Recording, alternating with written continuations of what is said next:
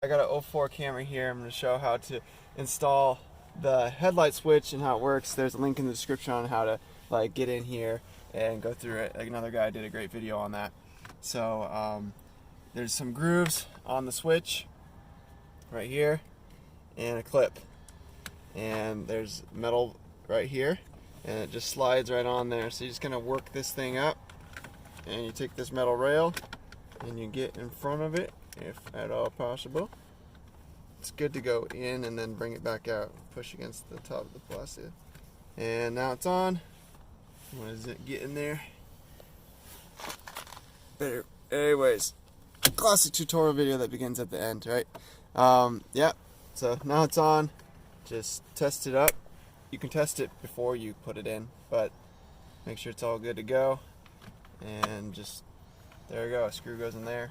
Just kind of rest that down, put the thing on, so you're all good to go.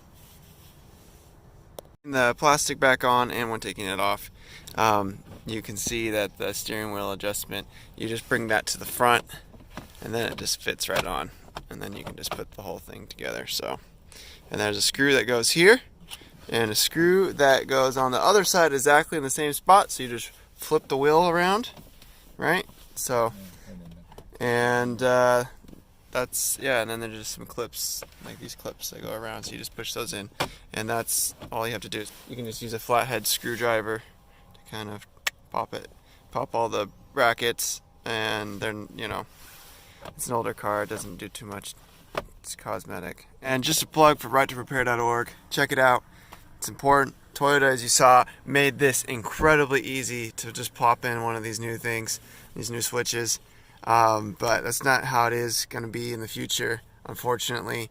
And like Toyota, I was at the dealership getting my car maintenance, and when they were like, yeah, your switch is bad, and they quoted me $440 for this part, and plus labor to install was like another like $50, and that's just not right, you know. These parts are cheap, they're available. That's what's nice about used cars. It's good for the environment, keep it going. So yeah, check out right2repair.org.